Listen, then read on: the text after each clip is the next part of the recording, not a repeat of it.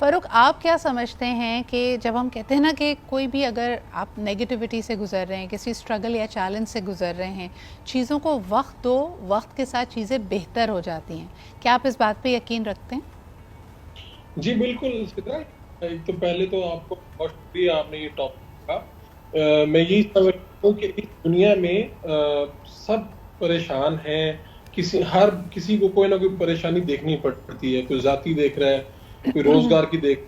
और हमें वक्त, जाहिर बात है, वक्त देंगे उस वक्त हमें समझ नहीं आती। मैं आपको छोटी सी एग्जांपल देता हूँ। मैं आज से कुछ साल पहले जी। कहीं जाना था पढ़ने के लिए, और वहां पे मेरी पूरी तैयारी मुकम्मल हो चुकी थी। मैं पैसे भिजवा चुका था, मुझे मुल्क से बाहर जाना था। उस वक्त जब मैं गया तो मुझे मेरा वीजा रिजेक्शन मुझे मिला। मैं आपको अपनी मिसाल इसलिए दे रहा हूँ कि लोग समझ सकें, इसे रिलेट कर सकें। सही। तो वहां पे मुझे लगा कि ये मेरे साथ क्या हुआ है, ये किस्मत ने क्या किया मेरे साथ। मेरा तो पूरा प्लान था, पढ़ना है, मेरा मुस्तकबिल है। और जब मैं रिजेक्शन लेके आया तो मैं कई दिन उसके बारे में सोचता रहा। बिल आखिर जब मुझे अगले आने वाले सालों में अल्लाह ने कोई नई मंजिल दिखाई, और वो उससे बहुत बेहतर दिखाई जो मैं सोच रहा था, तो मुझे लगा कि वाकई वक्त है। आपको बाज दफा कुछ चीजें आपके सामने आती हैं, आपको बर्दाश्त करनी चाहिए। आपको, अगर आप उस वक्त मुस्कुरा नहीं सकते तो आप तहम्मुल से बैठ जाएं और सोचें कि यार हो सकता है कि खुदा ने इससे बड़ी कोई चीज मेरे सामने रखी है। ये हल्का सा छोटा सा दर्द जो दिया है, इसके बदले में मुझे कोई बड़ा अजर या बड़ी कोई नेमत मिलने जा रही है। और सही। मैं अब मैं लोगों से कहता हूँ, यानी अब ऐसा हुआ कि फिर मुझे जाना हुआ कहीं पे, और मैं वहां पर बैठा हुआ था। तो एक लड़का वहां से रिजेक्शन करवा के निकल रहा था, और मैं वहां से लेके एक्सेप्ट होके निकल रहा था। तो लड़के ने कहा कि देखें, ये खुदा ने मेरी किस्मत क्या लिखी है। तो मुझे एग्जैक्टली अपनी सिचुएशन याद आ गई कि आज से 6-7 साल पहले ये मेरी सिचुएशन थी। तो मैंने उसे कहा, भाई आपके लिए भी अल्लाह ने जिस तरह मेरे लिए कोई नेमत आगे रखी हुई थी, जो मुझे उस वक्त नजर नहीं आ रही थी, वो भी रखी हुई है। और उसे मैंने समझाया, काफी देर अच्छा, लगी मुझे मुझे ये बात। भी लगता है फ़ारूक, आपने जैसे बड़ी ज़बरदस्त यहाँ पे मिसाल दी है। जब कुदरत आपको आज़माना भी चाहती है, कई दफ़ा हम इसको एक इम्तिहान के तौर पे लेते हैं, आजमाइश के तौर पे लेते हैं, लेकिन साथ साथ कुदरत एक तरह से आपको ये भी इंदिया दे रही होती है, ये पैगाम दे रही होती है कि अभी जिस चीज़ की चाहत आप कर रहे हैं, जो आपकी ख्वाहिश है, शायद आप उसके लिए तैयार नहीं हैं।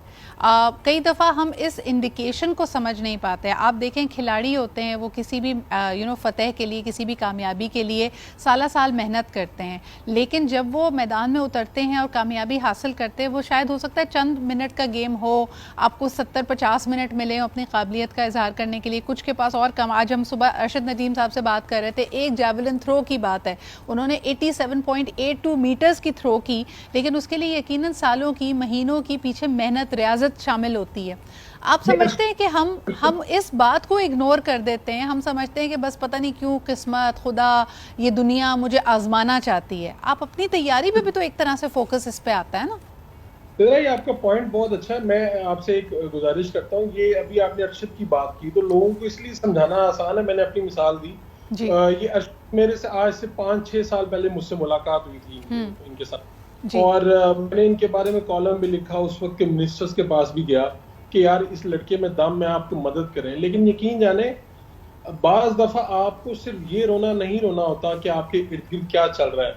आपको अपनी जुस्तजू में, अपनी लगन में, अपनी मेहनत में लगे रहना होता है, इस चीज से बेपरवाह हो कि कितना वक्त गुजर गया है। और सही। जो आप बात कह रही हैं कि तैयारी वाली बात, बिल्कुल आप दुरुस्त फरमा रही हैं।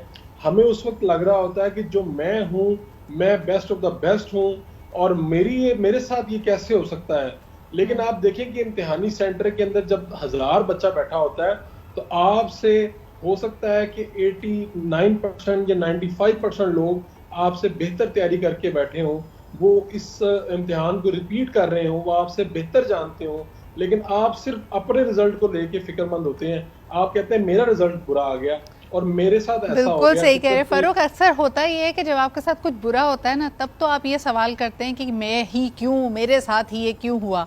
लेकिन जब आपके साथ कुछ अच्छा होता है, तब आप ये रियलाइज़ नहीं करते कि सैकड़ों हज़ारों अफराद में से कोई मौका या कोई अपॉर्चुनिटी सिर्फ आपको मिल रही है। तो वहाँ पर भी तो आपको नवाजा जा रहा है, जिस वक्त आप ये सवाल नहीं करते कि भाई मुझ में ऐसी क्या ख़ास बात है। उस वक्त आप तमाम वो जो तुर्रा इम्तियाज़ है वो अपने गले में ले लेते हैं, और आप कहते हैं हाँ मैं तो हुई इतना ज़बरदस्त कि मुझे ये अपॉर्चुनिटी मिलनी चाहिए। तो मुझे बताएं, बताएं, इस आर्ट के साथ, इस तख्लीकी कुव्वत के साथ, इस क्रिएटिव पोटेंशियल के साथ आपने क्या किया है?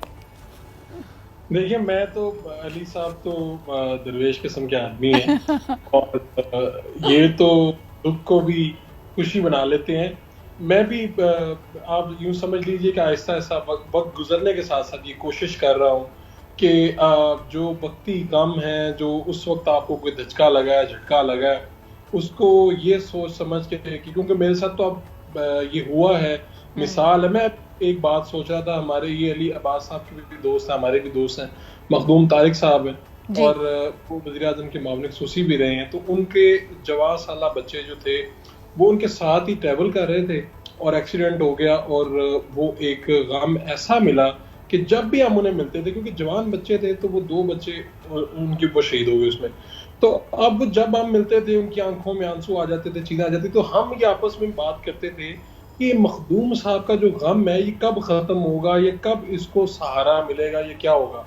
अब मैं आपको बड़ी इंटरेस्टिंग बात बताने लगा हूँ कि उनका उनका नया बेबी हुआ कई साल बाद और उनकी जो वालदा थी बच्चों की, वो भी ट्रॉमा में थी। मखदूम साहब खुद भी एक यानी है तो मजबूत असाब के थे, लेकिन परेशान रहते थे और उनका जिक्र सुन के हो जाते थे। वही जब नया बच्चा आया, नया लड़का आया, तो उनको अल्लाह ने यानी एक नई सूरत दिखाई, नई चीज दिखाई, जिसके बाद वो जो गम था, जारी बात है वो गम तो नहीं कभी बुलाया जा सकता कि आपके साथ बच्चे जा रहे हैं, आपके साथ खुदा ना खास्ता इतना बड़ा हादसा हो जाए, लेकिन कोई ना कोई सूरत जरूर नजर आती है आपके सामने, कोई ना कोई कुदरत आपको मौका देती है कि अपने गम को इस तरह से सह लें, इस तरह से पी लें।